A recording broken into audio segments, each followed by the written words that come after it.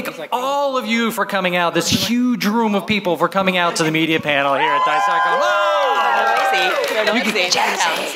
You guys are fantastic. I would also like to make note that Brian Fiore down here is ready to field any questions that you might have for the media panel.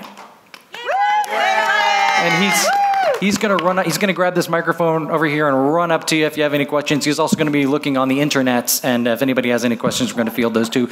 We have to cut this a little bit short. The last panel ran a little bit long, and obviously we like to take our time getting up to the stage as well. So I'm going to get started by asking Suze Sheldon to introduce everyone here on the panel. Okay.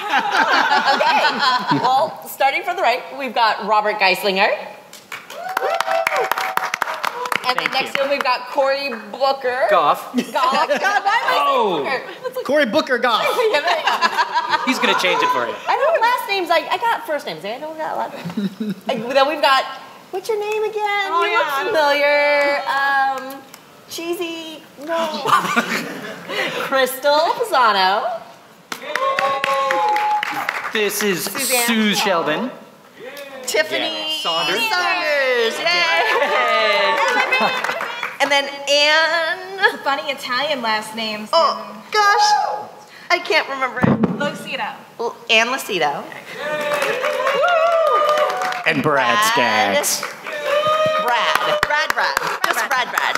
Patrick, did you prepare her for this? Or? No, I like to wing it. I made the cards. Very professional. And speaking of, Robert, have you ever been asked to retract or not publish a review, comment, or statement by a publisher or creator? No. And if I was asked, I would respond with no. Just the simple word no. No. Just no. So what about the rest of you, Cory? Has that ever come up? And if so, how do you think you would handle it? I haven't had it come up. I basically have had a review done that was asked, hey, you can share it. And I was like, I don't know. After reading the review, it was kind of like, I don't think so, but thank you. Right. I'm not spreading bad propaganda. I would agree with Robert. I wouldn't pull it because it's my opinion. So. And it was awkward because I said no. It was awkward. Crystal? I've never been asked to retract anything. I think the only instance in which I would is if I had made a mistake. If I had made a mistake that changed the tone of the review in a significant way. Like, obviously, you can annotate videos on YouTube, or you can publish statements after the fact. So if I had made a significant error, that would be the only instance in which I would probably be willing to retract something, but I've never been asked. Does anybody else want any input? Because if not, I'm going to field a different question to the side. No? No one else has no one else had a bad incident? I'm the only one? Constantly, people ask me to retract stuff, constantly. I just think it's really unethical. I think that the agreement between the publisher and whether they're providing a review copy or not, it's unethical to ask them to change negative comments or withhold negative comments. They have to understand that they're handing that over with understanding that you're giving an honest opinion. Otherwise, your value as a reviewer, your credibility, your ethical value, your integrity as a reviewer is totally moot. And publishers, if they're not comfortable with that, they shouldn't do that, or they should provide finances to do a paid preview without the opinion piece of a reviewer if they're concerned about a certain presentation of the product.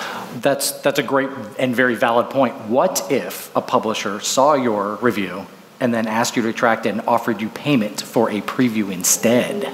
Oh, there'd be a lot of back channel chatter about that one. Yeah, I mean, I think everybody talks, and I mean, that's completely unethical. But to be fair, I mean, have you encountered that? Because I have not personally heard of that, and I would expect, at least from larger, more experienced publishers, you would never see that happen. But with so many smaller publishers coming up and kind of hungry for media attention and people to cover their product, ooh, you never know.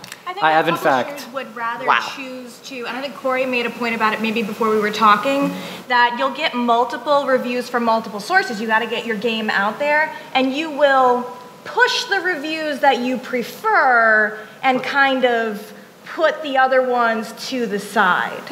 I mean, fortunately for me, we do live streaming, so anything that I do is going to be open on, there's no opportunity for a publisher to ask me to, could you not publish it? Well, it's already been streamed for the past 15 minutes, so. Yeah, if it tanks, if a rule's broken and you guys are live streaming it, it's It's out fun. there. It's naked. You got to get real creative. Oh, yeah. Yeah. Suze, how do you deal with games that you don't enjoy? And I know that this has happened to you. Yeah, you just have to be honest about it. I think it depends on the context.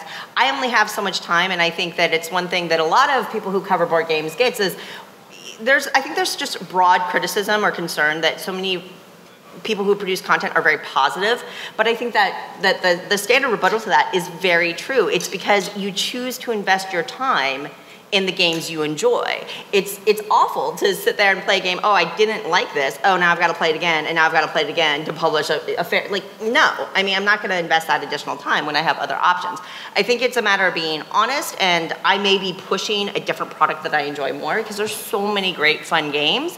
But if asked, what did you think about this game? I'm going to say it wasn't for me, or this is what I like, but these are the things I didn't like about it, and just try to provide perspectives, because Lord knows what I like, other people detest, and what I detest, other people really enjoy. And so all I can do is try to present multiple, like my opinion based on multiple facets of the experience. A fair and balanced evaluation. I would never, ever use those words. Fair and balanced evaluation? No, yeah. Oh. Suze, I know what you're talking about. I wouldn't either. An unfair and unbalanced evaluation. Tiffany. So I think that for me, you can always find positives and negatives in anything. So I think it's really, it's fair, I think, to focus to share the positives and to share the negatives. I will also really highlight when the negatives are more of a preference. It's my personal bias as opposed to something fundamentally wrong with the game. So I really try to focus on that, and I'll say, well, I just really don't like this kind of game or this mechanism within a game, and so that's why I didn't really enjoy this experience. But if you like that, this may definitely be for you.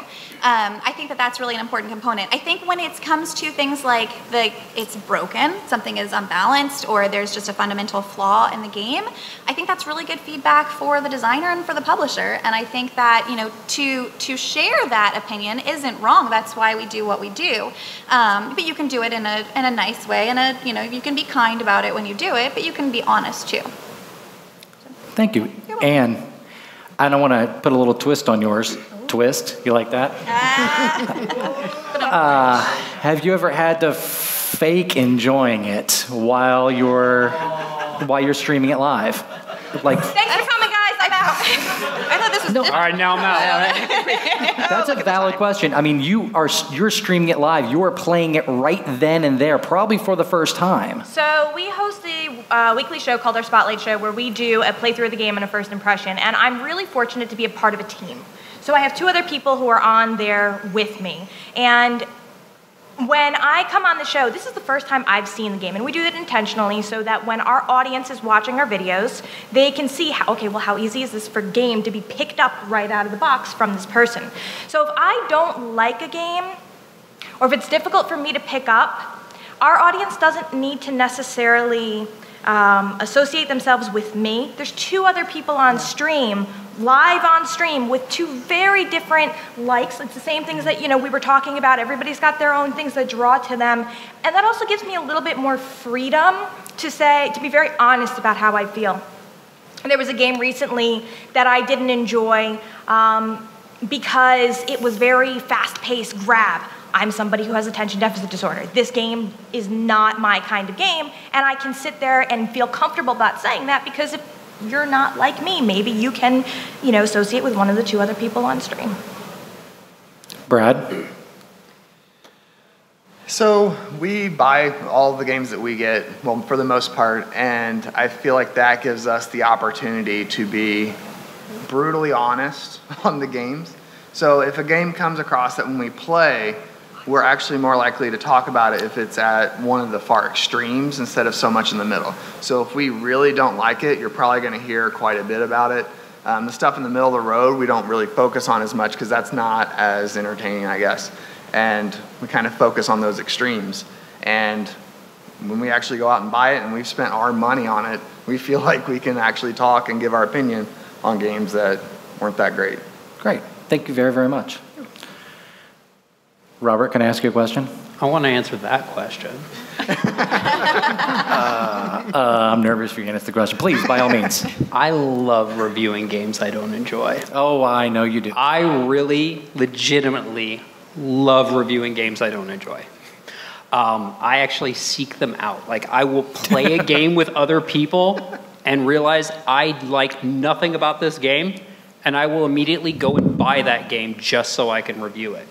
This came out of the fact that I originally targeted games that had no reviews. That was my original target, was I would look for games that had 0 reviews. Well, there's a reason a lot of games have 0 reviews. It's because people didn't want to review them because they were bad. I love reviewing those games. Well, and there's value in putting out a review because then people are going to seek out information about it. And if you're the one that's putting out that information, then there's value there. Exactly. And thank you for doing that so the rest of us don't have to. I, in fact, have a box of games no one wants to review right now that Tom brought me. I'm looking forward to the whole box. Did you want to name names? Some games that you didn't review? Please don't. I'm just kidding. No, don't do that. No. Does anyone out in the audience have a question? Anyone in this vast expanse of people? Brian. See if I can get the microphone out here. Sure. Everybody, Brian Fiore. My question, I was hoping you could expand on that. Why do you like reviewing games that you don't enjoy? So it's really easy to get pumped up about a game that you love. And the thing is it's harder to get pumped up and as Tiffany was saying earlier, there's positives and negatives to any game. Even a really poorly designed game, there's got to be something. And something I've said before is, if a game gets published, somebody likes that game. There is somebody out there who thought that was a good game. And even if I personally find no value in that box, there might be somebody who does. So it'll allow, as you were saying, other people won't review it, so you can find information, but it will allow me hopefully to reach people who might actually enjoy this game, which is why at the end of most of my reviews, I always state, my opinion on whether or not this game is going to stay in my collection, but it might be right for you and your game group. So again, it's just the fact that those games that we all love, they get hyped up so much and so many people review them that's simple. You find those games that are not getting the attention, they're bad games, they're just a good target to try to get somebody information for that game. Brian.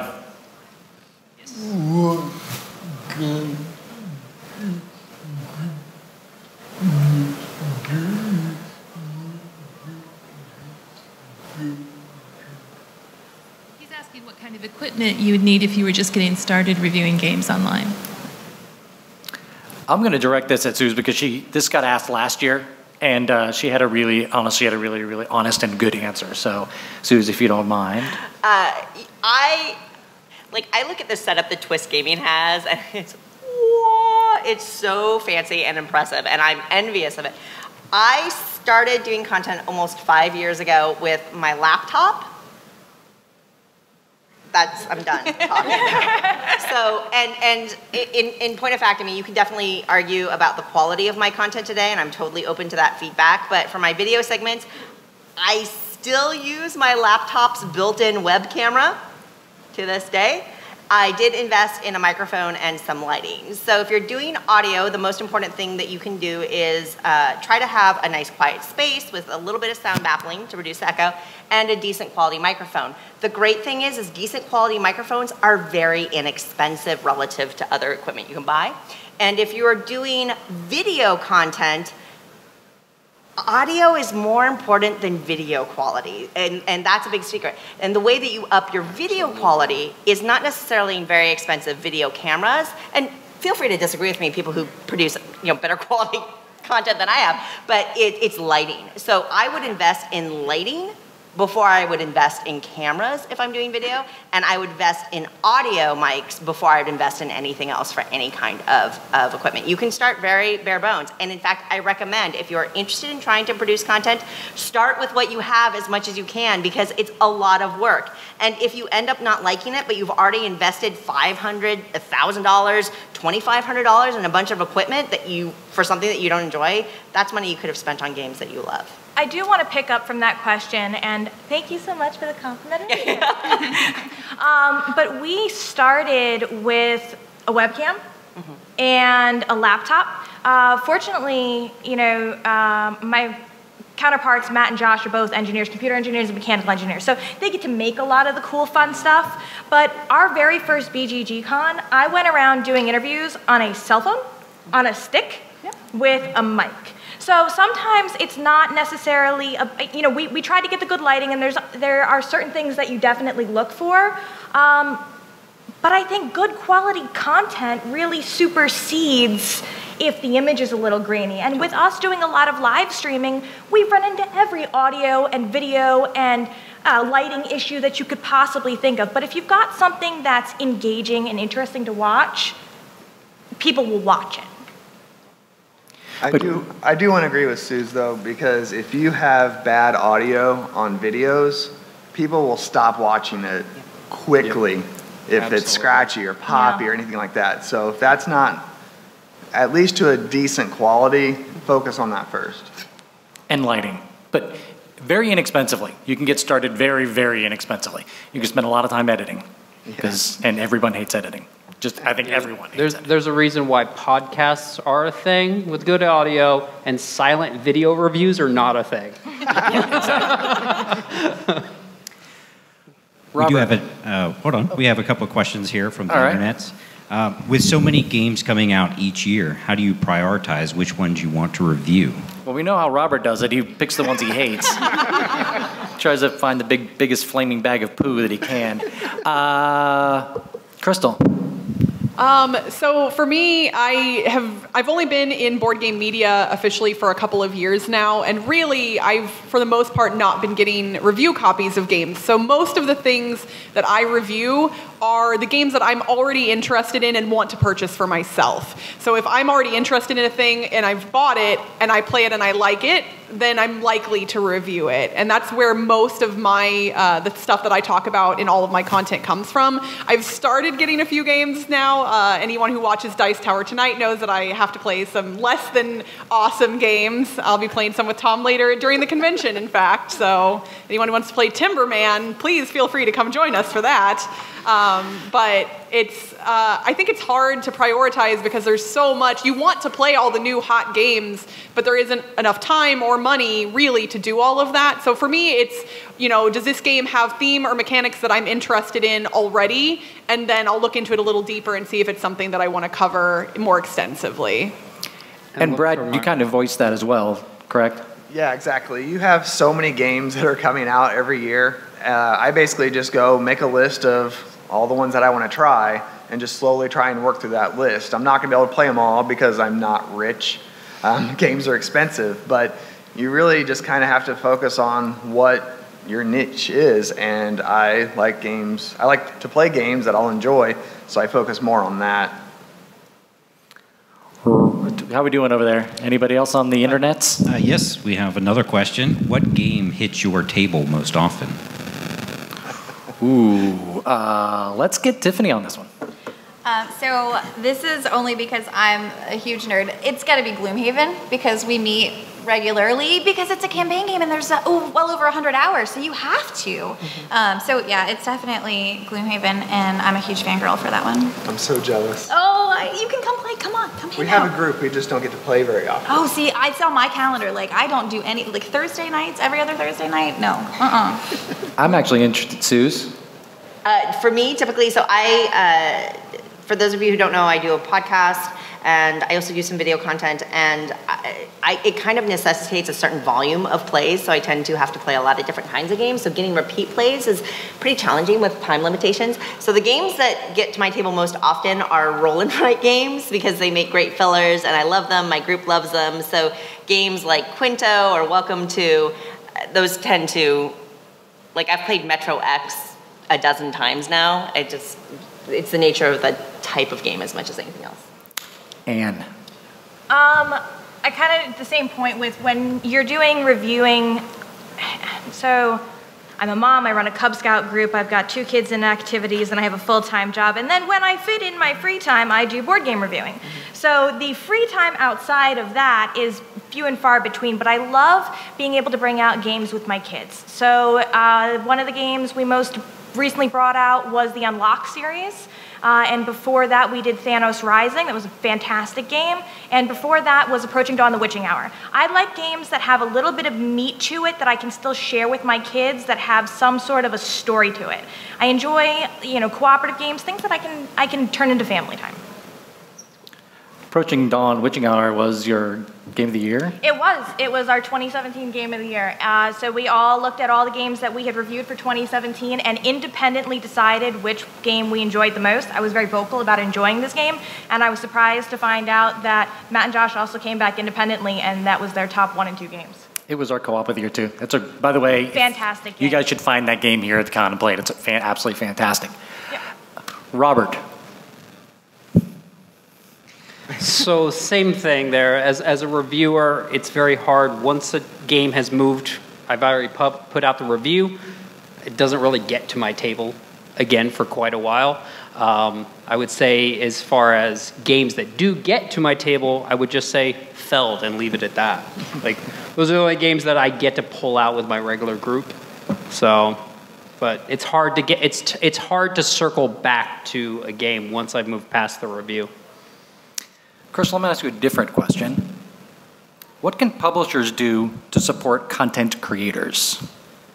I think engagement on social media is really important. I think publishers are getting better at this now, but I think in the past a lot of publishers hadn't really explored social media as much as maybe they should have, or they hadn't put time and resources into those. And I think if publishers support content creators, then content creators are going to be more likely to seek out things from publishers, because, if I know that I put out a review from a game from X company, and X company is always retweeting when I put something out, then it might be stuck in my head a little more, maybe I want to see their next game, because if I know that they're going to help me boost my stuff while I'm helping boost theirs, it's a mutual beneficial relationship for everybody involved. So I think social media is really big. And honestly, I think reaching out to content creators, and not just, obviously there's very large, well-known content creators that have been around for a long time, but I think if publishers are willing to reach out to smaller, more independent content creators, especially more diverse ones,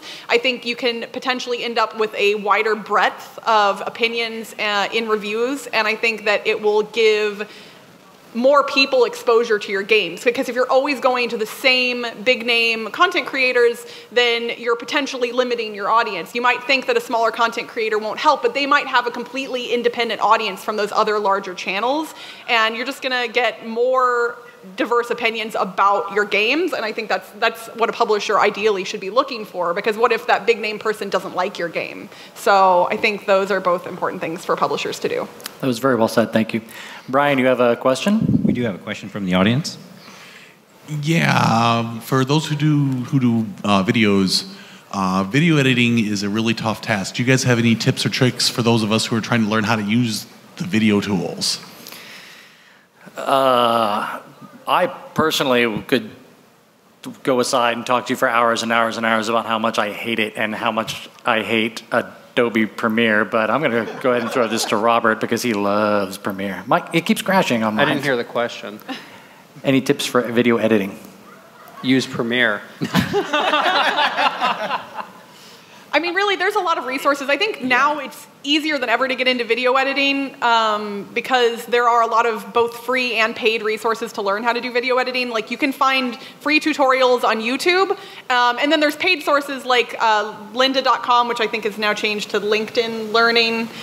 You can pay by the month and find tutorials about just about everything, and I think looking into resources like that are a good way to self-teach for video editing or any other kind of stuff. One of my majors in college was mass communications, and I did a lot of video editing, and then didn't do any for 10 years, and when I got back into it, I was like, oh, I have to start over. Like, I have to start from scratch. Like, I didn't remember almost anything because the programs have changed so much and everything else, so I had to kind of reteach myself, and I'm still doing that, so we'll see. Hopefully my video content will improve as time goes on. But as Crystal said, YouTube is your best friend. You can find anything. I mean, whether you're using Power Director or you're using Adobe or you're using any number of other video editors, there's lots and lots of anything you're looking for. You can find on YouTube. You just have to be patient. It just takes a little time. Right. There's benefit in just taking a quick online course. For the first good year that I did editing, I was in Final Cut because it's what I was familiar with, but eventually I felt limited in it.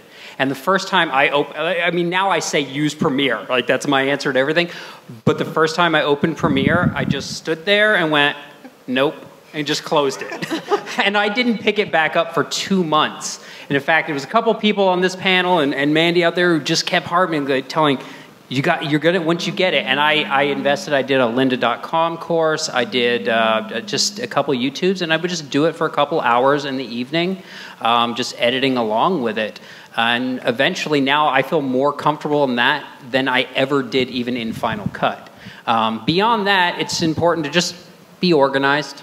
Like, that's the most important thing before you start editing. Make sure you have everything you need organized. That is super important. And Premiere is pretty much what you have to use if you're using 4K. If you're shooting 4K, you're going to have to use Premiere. Right. Brian, real quick, how are we doing on time? 15 more minutes. All right. And you have a question? Yes, we have another one from the internet. Assuming that the current rate of new games and publishers continues to increase, where do you think the game industry will be in the next few years, and how will this affect game reviewing? Oh, I'm going to throw this at a couple of people here, but I'm going to start with Corey. Where would it be? I have no idea. Hopefully just bigger and better. I mean, I love that it's growing. It's something I jumped into a couple of years ago.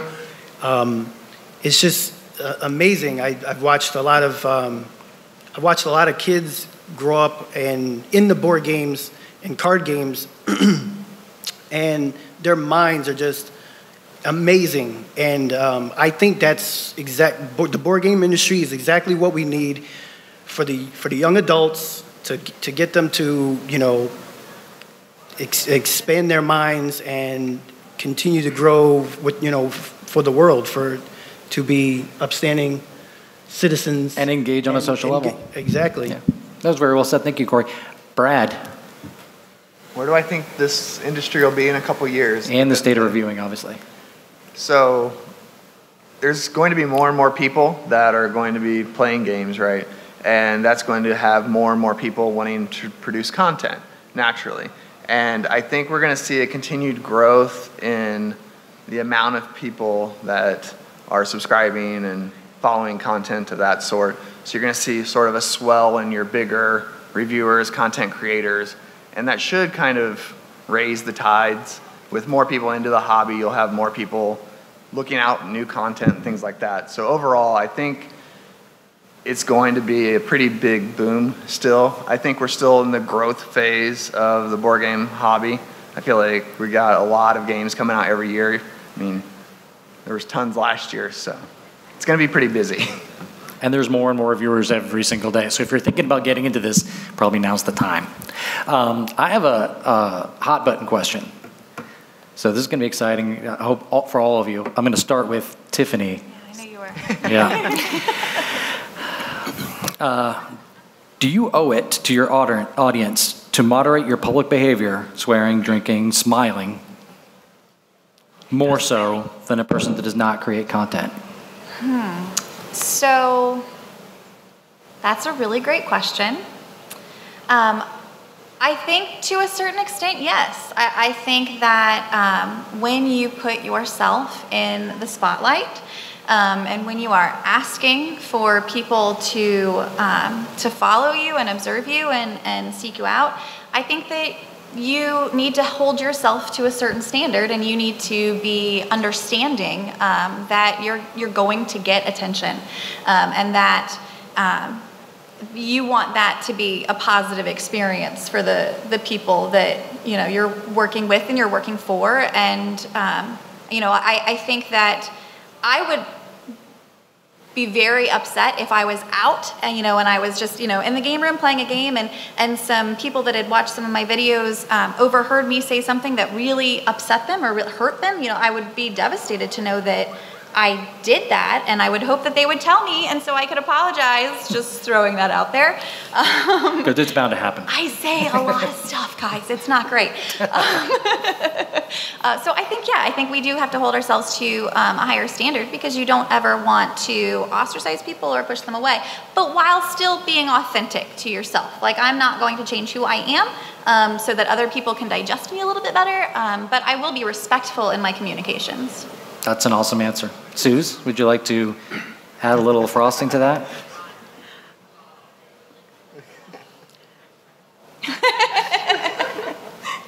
The reality is that in the age of the internet, everything lives forever. Everything can grow beyond the scale of what was originally intended or the moment itself. And I think it's unreasonable to hold individuals who you see in a sphere, whether it's an athlete or an actor or whatever, to a certain, like, it's all about your expectations. So do I feel like I need to moderate my behavior or what have you in public because I create content?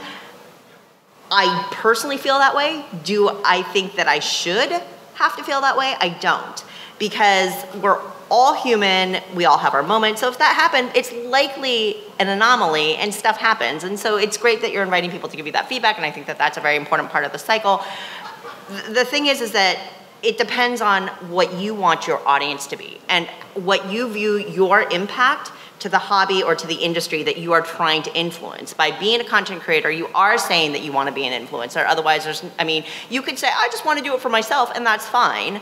And then you owe nothing to anybody. But if you're trying to be an influencer, if you're trying to contribute to the overall culture and growth and health, then it's up to you to determine what your personal responsibility is. Now, maybe you feel that responsibility, but others might not. And I think that really ultimately comes down to what do you want your contribution to be and what do you want your audience to be. So there are content creators that they're go-lucky. They drink during the reviews and they have a certain energy and they swear, and that's the audience that they then cultivate, and that's totally fine for them. That's what they want, and they should own that.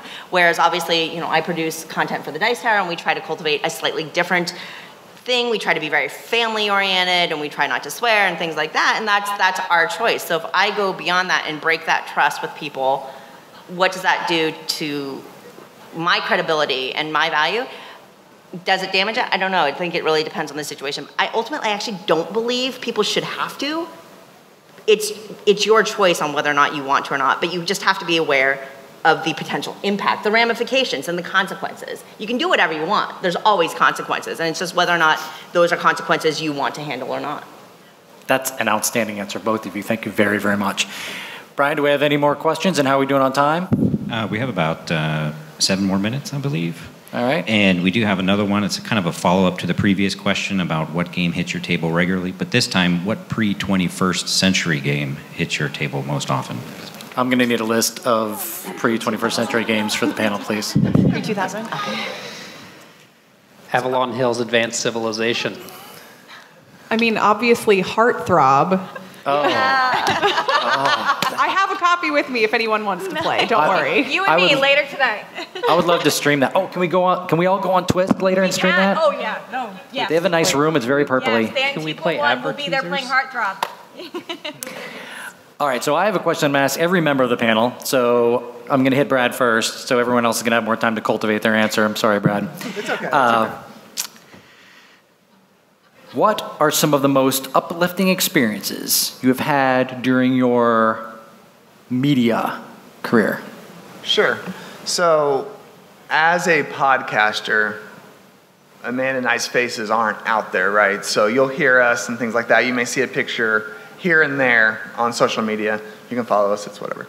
But when someone comes up to you and actually recognizes you in public, it's kind of a rush feeling, and it's just so cool when someone's like, hey, I know you from this.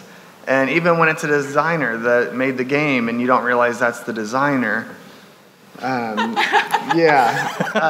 It's just such a cool feeling meeting so many wonderful people, especially in this hobby. Everyone is just so nice, so friendly, and being a part of that community has just been such a wonderful experience. Thank you very much. Anne. So I don't want to go maybe too far into the subject, but I have something that I'm super passionate about. I'm so excited that we got to answer this question. So in Twitch, you have things called Twitch teams. So it's various different Twitch streamers who all work collaboratively.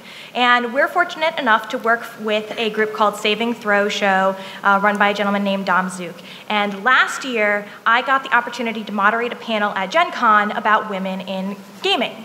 And it was so cool to be able to talk to, it was 9 women I had on the panel and ask them all these really great questions. And I get to do it again this year at Gen Con. And, growing up, I was very much so into video games and Star Wars and like a nerdy girl. And my mom plays video games too. So for me, having somebody to look up to, or a woman, this is normal, this is my normal. And as I've gotten more into this industry, I've realized that maybe that's not the same for everybody else. And I'm so excited to have the opportunity to have collaborated in putting together a panel about business. Just the focus is, what is it, the business side of tabletop gaming, and have it being populated with some really amazing women in the industry to kind of give a role model or somebody to look up to, and for other people who may not have had what I was fortunate enough to have. That was a fantastic panel, by the way. Thank you. You did a great job. Thank you. Tiffany. Okay, so I'm just sure her answer was too good, and I think that this is not a fair situation. I'd have to say, this is a little bit of a cop-out, but I think the best part for me, that was the question, what's the most heartwarming or uplifting part of the process? And really, for me, it's getting to spend the time with my friends while we're making the content, getting to enjoy that, getting to reach out to new people and making new friendships within the industry. I think that's the best part for me. You can't really get any better than that. And then getting to share that content and getting feedback. And, oh my gosh, I saw that, the video that you posted. And it's like, hey, that's oh my gosh, I love my friends. It's a wonderful feeling. So it's just the connections that you get to build with new people, with, people that you've previously known. That social aspect, I think, is unbeatable. It's a pretty good follow-up, by the way. You done did good. Thanks. Suze? Really similar to what Anne was saying. When I started making content, there were very, very few people, if any, that looked like me making board game content. And I've been a gamer for over 20 years, starting back in '94. And so what's been most uplifting to me is I've had people come up to me and say that they appreciated feeling represented in the content where they previously hadn't felt represented. And that is a huge motivator and why I even started making board game content in the first place. I knew that there were gamers that looked like me, that sounded like me, but I wasn't seeing them out there. And I felt like that was a gap that needed to be closed. And to have that validated in feedback and to have people come back and say it did matter to them or it did impact them in a positive way, it's incredibly heartwarming and uplifting. Thank you very much. That's an awesome answer as well. Crystal. I would say my answer is similar to Sue's. Feedback from the people who consume my content is the most meaningful thing to me. And that doesn't matter whether they are doing it publicly via a tweet on Twitter, or whether they're privately messaging, or whether they're leaving a review on a podcast platform. Getting feedback is one of the most meaningful things for me, because it proves that there's a reason behind what I'm doing. Because when we started the podcast, we weren't looking to do anything specific with it other than put out some content.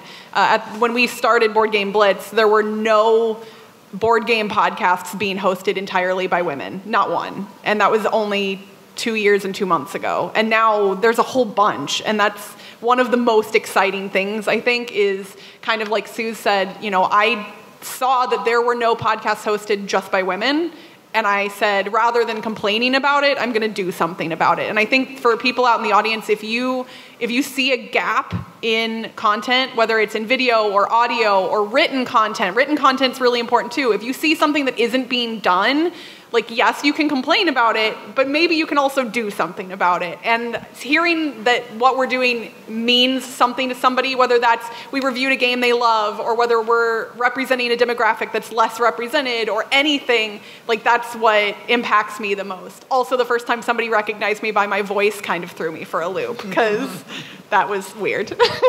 That's awesome, though. Yeah. Mr. Corey? What was uplifting for me is, of course, I designed a game and people come up and say, "Oh, I really liked it," or whatever. I can never do that. And for me, what's uplifting is, saying yes, you can, and giving them the tips and the motivation to do it and how they can go about it, and bringing them in and say, "Hey, we get together and we do these things. You could always come and join us." And for me, it's about inspiring others to do, what we can do. And I feel like if everybody wanted to, to do something, they should just go out and get it. That's achieve your dreams. And a side note to that, anyone can do what I do. Seriously, it doesn't take any skill at all. It'll take a lot of practice. Anybody can walk in and fill my shoes in a second. What size shoes you wear? We're going to trade shoes? I think your feet are bigger than mine. Robert? Again, a lot of the same things have been said, but for me, one of the most uplifting things has been the fact that, so naturally, and this was something we were going to talk on earlier, but I'm naturally kind of an introvert. Like, I don't put myself out there very often. And one thing, board gaming and then moving into the content creation sphere has allowed me to put myself out there more and interact with more people. And it's constantly forced me to come out of my shell. And that's my general thing that has uplifted. So it's talking to just normal folks out there who are playing games, and they're like, I found this game that I really like because I saw your review, and I hadn't even put that under my radar. But I do have something that happened 2 days ago that was kind of phenomenal for me. Is I had a family member who I hadn't spoken to in quite a long time. I mean, we just completely lost touch. And they messaged me out of the blue, and they're like, "Hey, I just ran into one of your reviews. I didn't know you were doing these. I just happened to be looking for a review for a friend of mine asking about a game." And that reopened a dialogue with us, and that was pretty darn incredible. So that is now my pinnacle moment for me right now. That's awesome. I want to say thank you to, we're out of time. We really need to get going. Eric Long's about to take over here and show us how it's done. But I want to thank all of you for coming. I really, really appreciate it. And I would like you, if you would, put your hands together for this amazing panel. I had a lot of fun doing this, and these people are incredible, and they made it fun for me. Thank you very much.